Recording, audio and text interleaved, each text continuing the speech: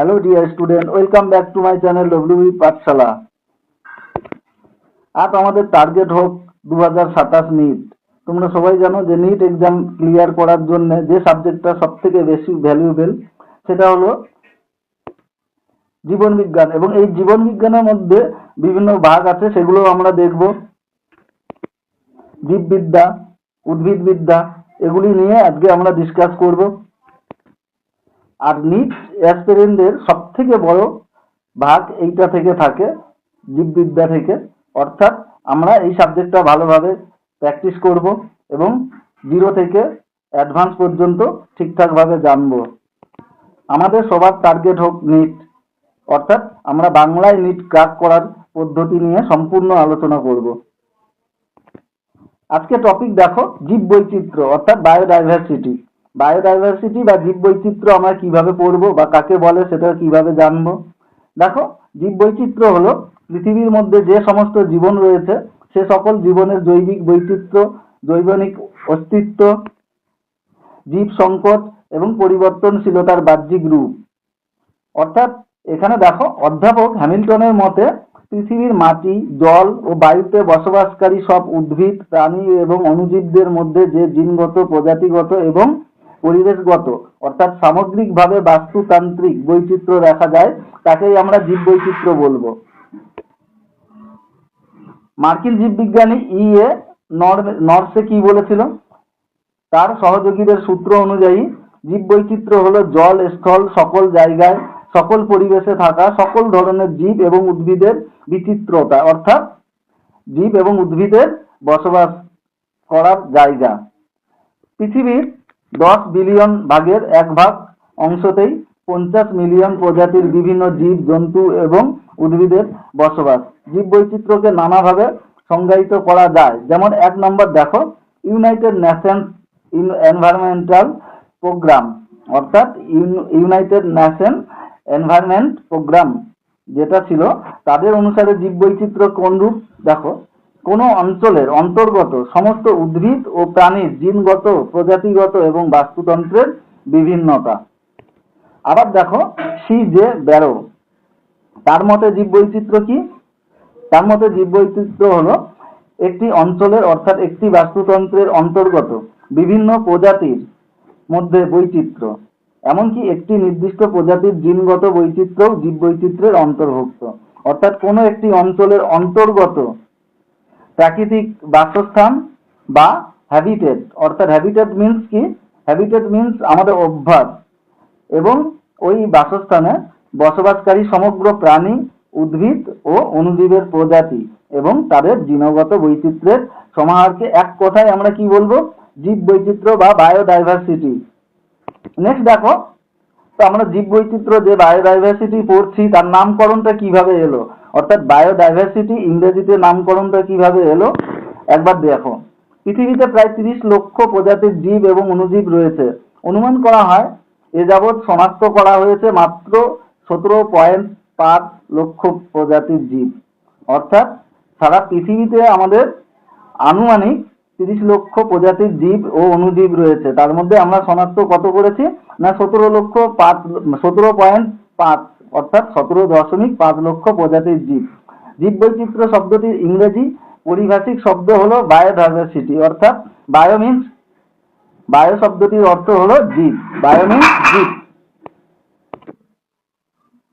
এবং ডাইভার্সিটি অর্থাৎ ডাইভার্সিটি শব্দটির অর্থ বিভিন্নতা বা বৈচিত্র্য। আমরা ডাইভার্সিটি মিন্স কি না বৈচিত্র্য। এখানে দেখো, T.E. লাভেজয় 1980 সালে তার change in the biological diversity প্রবন্ধে এবং A. North and R.E. ম্যাকমোনাস 1980 সালে তার ecological and living resources biological diversity প্রবন্ধে প্রথম বায়োলজিক্যাল শব্দটি ব্যবহার করা হয়, অর্থাৎ বায়োলজিক্যাল ডাইভার্সিটি শব্দটি প্রথম প্রয়োগ করেন বিজ্ঞানী ওয়াল্টার জি রসন 1986 সালে। সর্বপ্রথম বায়োলজিক্যাল ডাইভার্সিটি সংক্ষিপ্ত রূপ হিসাবে বায়োডাইভার্সিটি শব্দটি প্রয়োগ করেন। অর্থাৎ সর্বপ্রথম কে প্রয়োগ করেন? ওয়াল্টার জি রসেন 1986 সালে। নেক্সট দেখো, 1916 সালে বায়োলজিক্যাল ডাইভার্সিটি কথাটি সর্বপ্রথম ব্যবহার করেন জীবন পরিসংখ্যানবিদ জেমস আর্থার হ্যারিস। অর্থাৎ 1916 সালে কে প্রথম ব্যবহার করে বায়োলজিক্যাল ডাইভার্সিটি? আনসার হবে জেমস আর্থার হ্যারিস। নেক্সট দেখো, বায়োডাইভার্সিটি অর্থাৎ কথাটির সর্বপ্রথম 1985 সালে W.B. রোজেন অর্থাৎ W.G. রোজেন ও পরে 1988 সালে ব্যবহার করেন পতঙ্গবিদ এডওয়ার্ড অসবর্ন উইলসন। এইটা তোমরা ভালো করে মনে রাখবে যে বায়োডাইভার্সিটি কথাটি সর্বপ্রথম 1985 সালে কিন্তু ব্যবহার করা হয় এবং 19বিংশ শতকের পরে যে ব্যবহার করেছিল তার নাম কি ছিল? James Arthur Harris. নেক্সট দেখো, জীববৈচিত্র্যের শ্রেণী বিভাগ।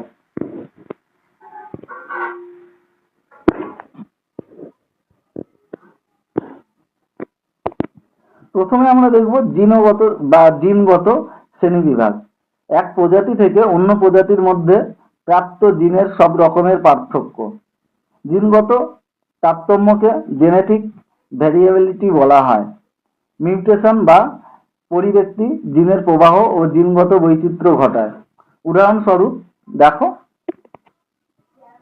রওয়ালথ ভমিটোরিয়া উদ্ভিদের রোগ নিরাময়ের জন্য বন্য প্রজাতির রোগ প্রতিরোধী জিনগুলি প্রতিস্থাপন করে। ট্রান্সজেনেটিক বা ট্রান্সজেনিক আমরা বলি ভ্যারাইটি এর উদ্ভিদ তৈরি করা হয়। যেমন বন্য ধান রোগ প্রতিরোধী জিন প্রতিস্থাপন করে ট্রান্সজেনিক ভ্যারাইটির ধান সৃষ্টি করা হয়েছে। এটি 4 ধরনের ধানের রোগকে প্রতিহত করতে পারে। তারপরে কি আছে? প্রজাতিগত বৈচিত্র্য। দেখো, কোনো বাস্তুতন্ত্রে বিভিন্ন প্রজাতির উদ্ভিদ, প্রাণী এবং অণুজীবের উপস্থিতিকে প্রজাতিগত জীববৈচিত্র্য বা স্পেসিস ডাইভার্সিটি বলা হয়। স্পেসিস মিন্স জায়গা, আর ডাইভার্সিটি মিন্স বৈচিত্র্য। সুতরাং প্রজাতিগত বৈচিত্র্য আমরা বলি। এই বৈচিত্র্য থেকে প্রজাতির সংখ্যা, শ্রেণী, বর্ণ জানা যায়। নিরক্ষীয় বৃষ্টি অরণ্য বাস্তুতন্ত্রের প্রজাতিগত বৈচিত্র্য এবং স্পেসিস ডাইভার্সিটি সবচেয়ে বেশি দেখা যায়। অর্থাৎ প্রজাতিগত বৈচিত্র্য সব থেকে বেশি কোথায় দেখা যায়? নিরক্ষীয় বৃষ্টি অরণ্য এই অঞ্চলে। তারপর দেখো, একটি স্থানে অবস্থানকারী বিভিন্ন প্রজাতির মধ্যে যে বৈচিত্র্যটা লক্ষ্য করা যায় তাকে প্রজাতিগত জীববৈচিত্র্য বলে। এই ধরনের বিভিন্নতা একটা প্রজাতির অথবা বিভিন্ন প্রজাতির অন্তর্গত সদস্য সমূহের মধ্যে দেখা যায়। এবার দেখো বিজ্ঞানীরা কি বলছে। বিজ্ঞানী এডওয়ার্ড উইলসনের মতে 1992 সালে বিশ্বের 10 মিলিয়ন অর্থাৎ 10 মিলিয়নেরও থেকে 50 মিলিয়ন জীবিত প্রজাতি আছে। তবে কেবল 1.5 মিলিয়ন জীবিত প্রজাতির এবং 3 লক্ষ জীবাশ্ম প্রজাতি আবিষ্কার করে নামকরণ করা হয়েছে। তাহলে বাকি আমাদের কত থাকছে? 50 মিলিয়ন থেকে ধরে নাও 2 মিলিয়ন মতো, কিন্তু বাকি আমাদের 48 মিলিয়ন জীবিত প্রজাতি আছে যাদের নামকরণ এখনো আমরা করতে পারিনি অথবা জানিও না। নেক্সট দেখো, ইতিমধ্যে বহু প্রজাতির প্রাকৃতিক ভারসাম্য রক্ষা করতে না পারায় বিলুপ্তি ঘটেছে। তো তোমরা ডারউইনের স্ট্রাগল এগেইনস্ট এক্সিস্টেন্স পড়েছিলে, সেখানে দেখেছো যে মানুষের যে ককসিস, সেই ককসিসটা একসময় লুপ্ত হতে থাকে। তো লুপ্ত হতে হতে এখন দেখবে যে ককসিসের অংশটা এতটাই পরিমাণ কমে গেছে যে এখন সেটা বিলুপ্ত প্রায়। যেরকম আরো একটা বিলুপ্ত প্রায় অঙ্গ আছে, যেটার নাম বলো? হ্যাঁ, অ্যাপেন্ডিক্স হলো একটা বিলুপ্ত প্রায় অঙ্গ। নেক্সট দেখো, বাস্তুতান্ত্রিক জীববৈচিত্র্য। একটি বিরাট অঞ্চল জুড়ে বিভিন্ন বাস্তুতন্ত্রের প্রকারভেদকে বাস্তুতান্ত্রিক জীববৈচিত্র্য বা ইকোসিস্টেম ডাইভার্সিটি আমরা বলি। তো বিভিন্ন বাস্তুতন্ত্র জিনগত বৈচিত্র্য এবং প্রজাতিগত বৈচিত্র্যের কারণেও বাস্তুতান্ত্রিক বৈচিত্র্য ঘটে। প্রাকৃতিক পরিবেশে ভূমিরূপের আর্দ্রতা, তাপমাত্রা এবং শক্তি প্রবাহ আলাদা হয় বলে বাস্তুতান্ত্রিক জীববৈচিত্র্য ঘটা সম্ভব হয়। এখানে দেখো, হুইটেকার 1972 এক মিনিট।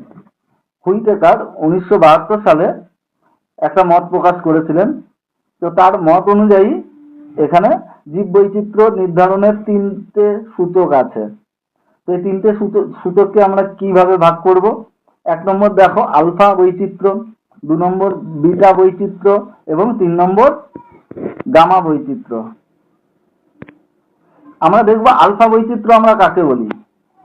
একটি নির্দিষ্ট বাসভূমি অর্থাৎ হ্যাবিটেট মধ্যে, যেমন বনভূমি, বিভিন্ন প্রজাতি, গড় জীববৈচিত্র্যকে আলফা বৈচিত্র্য বা এ ডাইভার্সিটি বলি।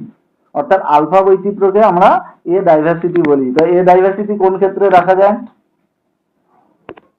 এ ডাইভার্সিটি দেখা যায় নির্দিষ্ট কোনো বনভূমি অঞ্চলে বিভিন্ন প্রজাতি, গড় জীববৈচিত্র্যকে, মানে বিভিন্ন প্রজাতির বসবাসের স্থানকে আমরা এ ডাইভার্সিটি বলি। নেক্সট দেখো বিটা। তো বিটা ডাইভার্সিটি কি? এখানে দেখো স্থানীয় জীববৈচিত্র্য আলফা বৈচিত্র্য এবং আঞ্চলিক অর্থাৎ রিজনাল জীববৈচিত্র্যের অনুপাতকে বিটা বৈচিত্র্য বলা হয়। তো বিটা বৈচিত্র্যটা আমরা বিটা ডাইভার্সিটি হিসাবে ধরি। এই পদ্ধতিকে এক পরিবেশ থেকে অন্য পরিবেশের প্রজাতির বৈচিত্র্য সম্পর্কে জানা যায়। লাস্ট দেখো যেটা আছে আমাদের গামা জীববৈচিত্র্য। তো যে কোনো খুব বড় ভৌগোলিক অঞ্চলে, যেমন হিমালয় অঞ্চল, মধ্য পরিবেশ ও প্রাকৃতিক বাসভূমির পার্থক্যের জন্য বিভিন্ন বাস্তুতন্ত্রে থাকা জীব প্রজাতির যে সামগ্রিক বৈচিত্র্য তৈরি হয় তাকে গামা বৈচিত্র্য বলা হয়, অর্থাৎ গামা ডাইভার্সিটি। ভারতের মতো বড় দেশের জীববৈচিত্র্য হলো গামা বৈচিত্র্য। গামা বৈচিত্র্যের উপর নির্ভর করে জীববৈচিত্র্য আইন এবং ইকো ট্যুরিজম গড়ে তোলে। আইন এবং ইকো ট্যুরিজম, জীববৈচিত্র্য আইন বলতে কি বোঝো? বন্য প্রাণী সংরক্ষণ আইন। এবং ইকো ট্যুরিজম আমরা কোনটা বলছি? ইকো ট্যুরিজম আমরা তাকেই বলছি যে এই যে জীববৈচিত্র্যকে ঘিরে যে ধরনের ট্যুরিজম চালু হয়েছে তাকে আমরা ইকো ট্যুরিজম বলে থাকি। তো সেটা কি রকম? যে আমরা বিভিন্ন ন্যাশনাল পার্ক যেগুলো দেখি সেখানে যাই, ঘুরতে যাই, এবং সেটা কি আমাদের সেটা ইকো ট্যুরিজম। আজকে এই পর্যন্তই ছিল। নেক্সট আমরা জীববৈচিত্র্যের আরো কয়েকটা পার্ট নিয়ে আলোচনা করব।